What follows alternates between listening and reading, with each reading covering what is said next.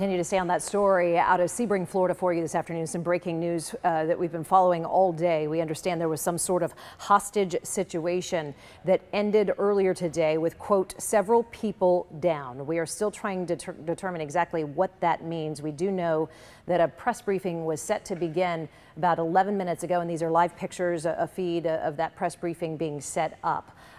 Waiting to hear from officials on exactly what is happening or has happened at the SunTrust Bank in Seabring. And I'm getting a 2-minute warning from my producer that this press briefing may begin. So let me fill you in on some of the details as we wait for officials, and we'll try to get you right back to this press briefing as soon as it begins. Basically, Seabring police say officials received a phone call in this area about, called 911 about 12:30 this afternoon, reporting that he had fired shots, that the gunman had fired shots inside this SunTrust Bank on US 27 South. This again, if you're not familiar with the geography, this is Seabring, Florida, some 90 miles southeast of Tampa, the Tampa area.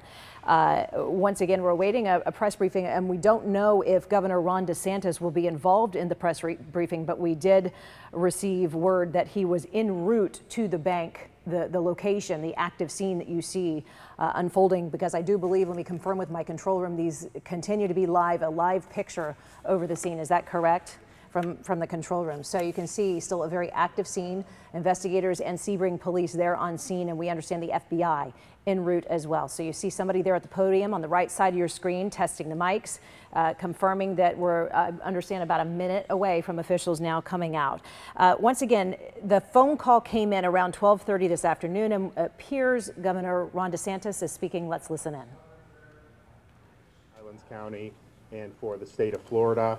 The people of Florida stand with the community here in light of this tragic circumstance. I've asked FDLE to provide whatever resources we can at the state level to assist with the investigation. And obviously, this is an individual that needs to face very swift and exacting justice. I want to thank both the police department here and the sheriff's department for responding to the situation. It's fluid. There's a lot going on. But they're doing a good job, and they're doing what the people of Highlands County expect. And I want to introduce the Chief of Police to give you guys an update on the latest. Thank you, Governor.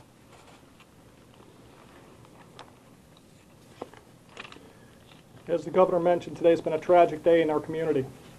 We've suffered a significant loss at the hands of a senseless criminal doing a senseless crime.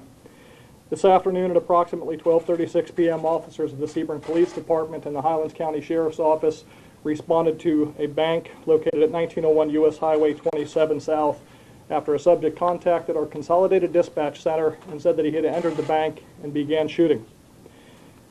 Our units and units in the Sheriff's Office responded, established a secure scene, and began negotiating with the subject utilizing the Highlands County Sheriff's Office crisis negotiation team.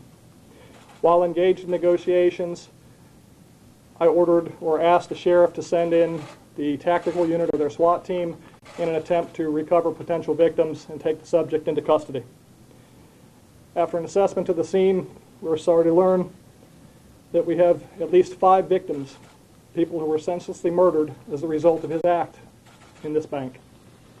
I'm very appreciative of the sheriff's assistance, of the allocation of resources made through the state, through the FDLE and the FBI. As the Governor mentioned, this is a very dynamic and ongoing investigation. I'm sure several details will come as the investigation continues. What we do know right now is that the gentleman that's been taken into custody as a result of this is a gentleman by the name of Zephan Zaver. He's 21 years of age and lives here in Seabring. The identity of the victims has not been committed yet or done yet. It's not complete. We are still processing the crime scene, and we have not conducted victim notifications for the families involved. We ask that you please keep them in your prayers, keep them in your thoughts, and help Seabring and our community stay strong. I'd like to introduce Sheriff Blackman, and again, thank you for your assistance. Thank you, Chief. I would just echo exactly what Chief Hoagland has mentioned. The Highlands County Sheriff's Office will continue to work with the Seabring Police Department as well as FDLE in an attempt to make sure a thorough investigation is done regarding this incident. Currently, we have our investigators, our criminal investigations unit, working alongside the detectives from Seabring Police Department doing interviews, doing search warrants, and conducting crime scene property and evidence collection currently. We're not going to take any questions this afternoon, but tomorrow at 11 o'clock, as more information unfolds, we will have another press conference, and hopefully we'll have some answers to some of your questions at that point. So thank you very much, and we'll see you tomorrow at 11. Can you spell the name of the suspect? Spelling of the suspect's name is Zephen, Z-E-P-H-E-N. Last name Xaver, X-A-V-E-R. Thank you.